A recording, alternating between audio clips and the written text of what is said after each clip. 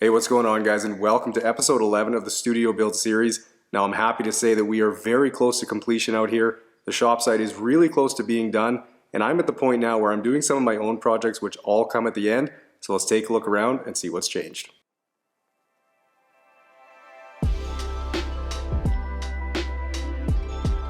Okay guys, well, when we left off in episode 10, the slat wall was being installed in the studio, the grade beams over in the shop were trimmed out in Paylite, the cupboards were finished, and then all the ductwork was installed in both the shop and studio. And of course, my sign went up on the wall, so that was awesome to see. But as for new progress, I'll start with the water lines, as the lines for my pressure washer setup were finished off. I've got a hot and cold line here where I can mix in hot water as needed. And then for those of you who have watched the last few Day in the Life episodes, you'd already know that my well is all hooked up and the pump is installed. So I've got well water and municipal water too. Here's a few quick shots of the well being drilled last summer.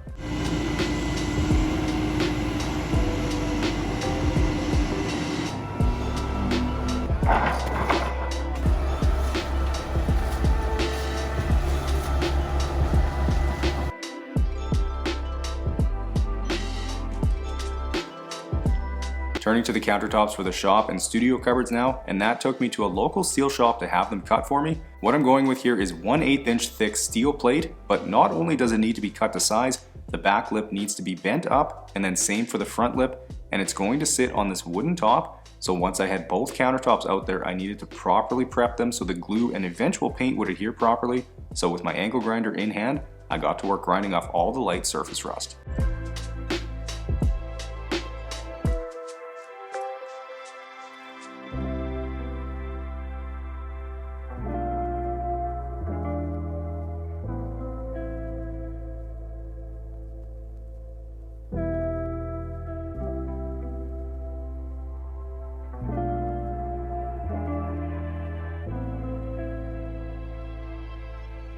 Okay, with the countertop ready, I'll get some glue applied to the wood top, and using the pattern I'm doing ensures that air bubbles don't get trapped underneath. And then I'll quickly get the countertop put in place, and yes, with it being solid steel, it is pretty heavy, so I had Mike give me a hand with the install, and then I'll do the same thing over on the shop side as well.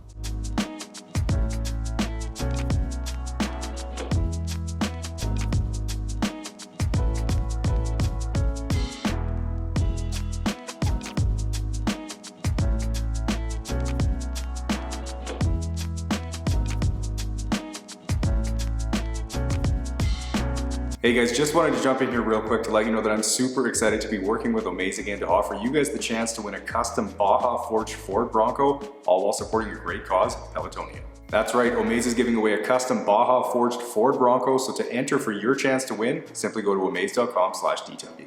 Omaze gives away one-of-a-kind prizes and experiences, all while supporting chosen charities all across the world, and in the case of the Bronco, they've chosen Pelotonia.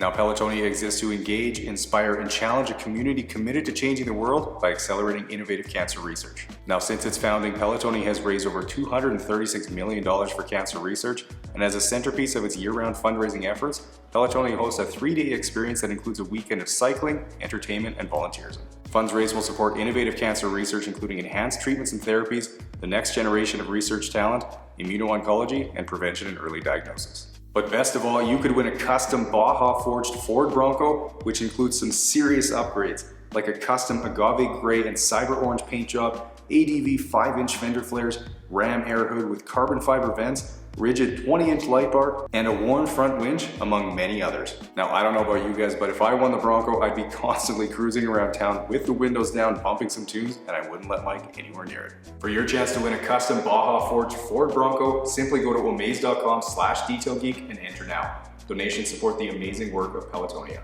Okay, now let's head back over to the studio to see what's changed. Okay, with both countertops installed, it's time to get the sinkholes cut out. So I'm starting by drilling a starter hole so I can get my jigsaw in. And while this hole did take me a few minutes to drill, I didn't have anything on hand that could do the job quicker. And running back home to grab something would have taken longer, so I just toughed it out and got it done. And then with a metal blade on my jigsaw, I can go ahead and get the whole piece cut out.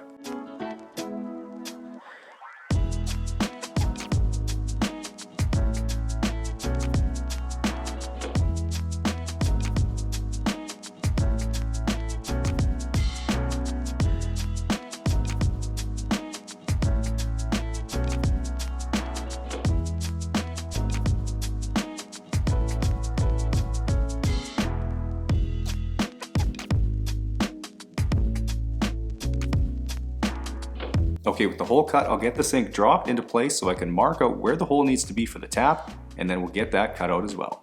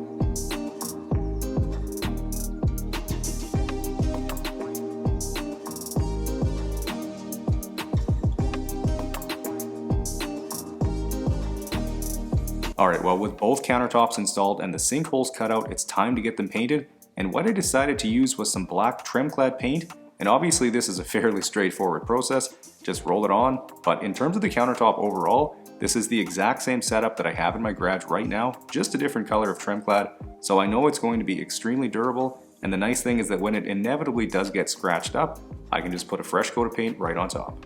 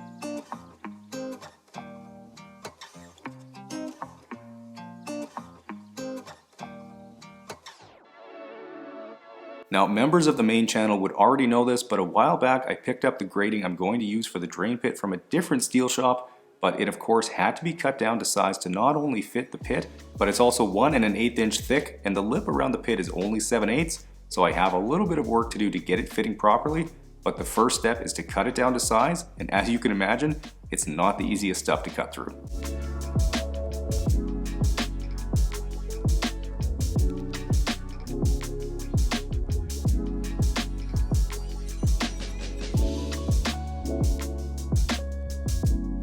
Okay, well after struggling with the circular saw for a while, which was cutting really slow, I decided to try my Sawzall, and thankfully it was much quicker.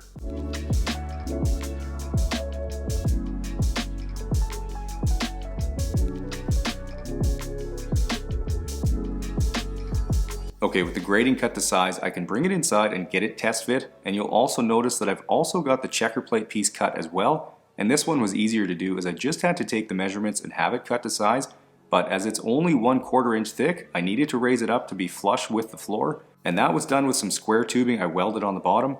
But anyways, looking at how the grating is fitting right now, and you can see it's sitting proud of the floor, so in order to fix that and get it flush, I need to cut down the sides that are resting on the edge here.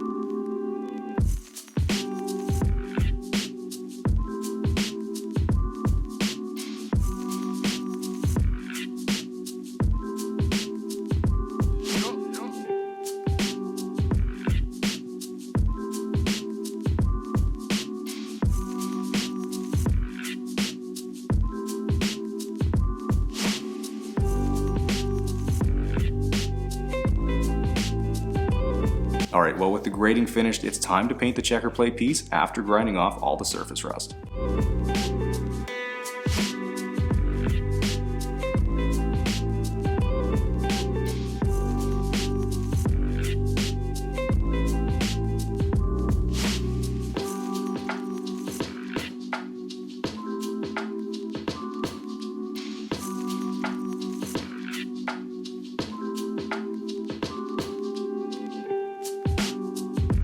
Now, as for other progress that's been made, the bathroom is nearly complete as the sink and tap have been installed as well as the toilet, and then shortly after I had the countertops painted, the plumbers were out to install the sinks and taps there as well.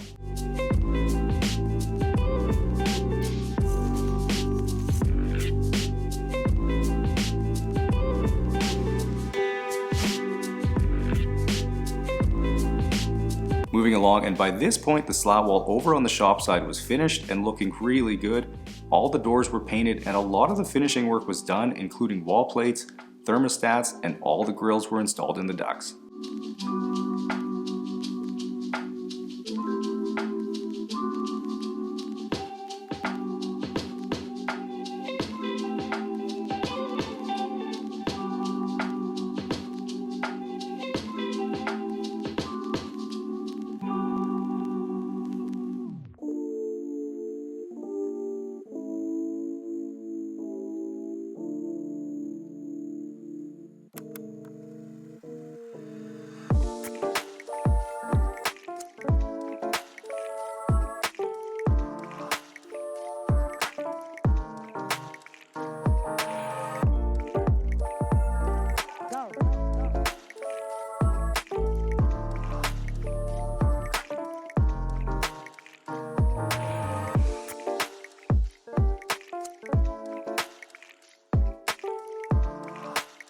Now in terms of my mechanical equipment for the building, my water heater was installed, which is a 40-gallon electric Bradford white water heater, and then the water softener was also installed, which is a 50,000 grain Novo unit with a separate brine tank.